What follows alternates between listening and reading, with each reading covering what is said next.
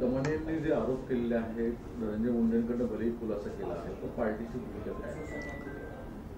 अंजलीताई दमाने यांचा पूर्ण सन्मान ठेवून सातत्याने इफ्कोकडनं खरेदी करण्यात आलेली नॅनो युरिया असेल, दुसरी ॲटोमॅटिक स्प्रेइंग पंप असेल, याबद्दलचे जे आरोप केले गेले त्याचा देखील खुलासा कृषी मंत्री तत्कालीन धनंजय मुंडे यांनी दिला।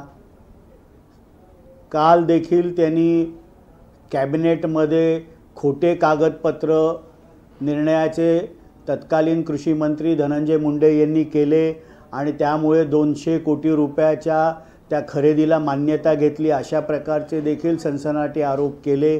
त्याचा देखील खुलासा तत्कालीन कृषी मंत्री व आत्ताचे अन्न व नागरी पुरवठा मंत्री धनंजय मुंडे यांनी केले।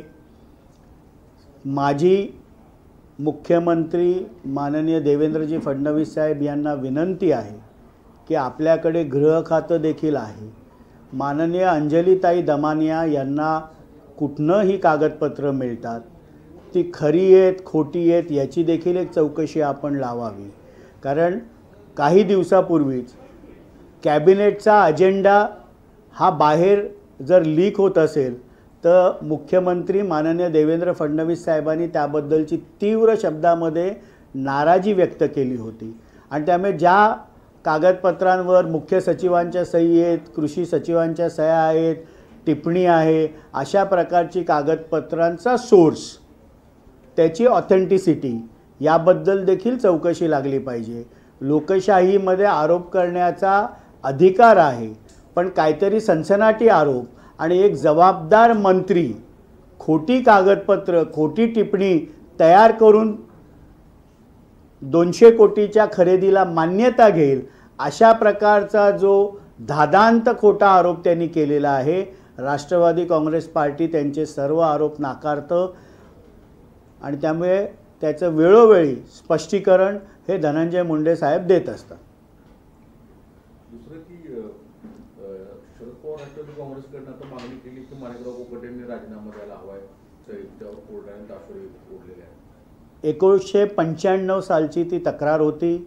तत्कालीन मंत्री व आमदार तुकाराम दिधोळेजी यांनी ती तक्रार केली होती की काही कागदपत्रांमध्ये माणिकराव कोकाटेजी व त्यांच्या बंधूंनी फेरफार केली आणि अशा प्रकारचा ती तक्रार होती।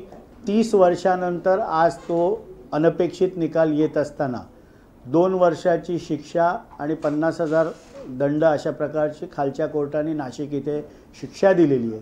आम्हाला न्यायपालिकेवर पूर्ण विश्वास आहे आणि कृषी मंत्री माणिकराव कोकाटे साहेब आजच मुंबई उच्च न्यायालयामध्ये या निर्णयाच्या विरुद्ध अपील दाखल करणार आहे। आम्हाला विश्वास आहे की खालच्या कोर्टाच्या या शिक्षेविरुद्ध त्यांना स्थगिती मिळेल। ही न्यायालयीन प्रक्रिया आहे आणि न्यायदेवतेवर आमचा पूर्ण विश्वास आहे, त्यामुळे राजीनामा देण्याचं कुठलं कारणच नाही। परंतु शिंदेंच्या कार्यकाळातल्या चौकशी परत एकदा समिरा सुरू झालेला आहे। जालना सिडकोची संदर्भात सुद्धा सीएमने आता इन्क्वायरी लावली। शेवटी माननीय मुख्यमंत्री देवेंद्रजी फडणवीस साहेब यांचा तो पूर्ण अधिकार आहे। राज्याच्या हितासंदर्भात एखाद्या प्रकल्पामध्ये जर कुठली तक्रार झाली असेल तर त्याची चौकशी मुख्यमंत्री म्हणून ते लावू शकतात। त्यांच्याकडे एखादी तक्रार आल्यानंतर त्या तक्रारीमध्ये त्यांना वाटलं असेल की आपण याची चौकशी लावावी, त्यामुळे मुख्यमंत्री म्हणून त्यांनी तो निर्णय घेतला असेल। याच्यावर अधिक काही राष्ट्रवादी बोलू इच्छित नाही।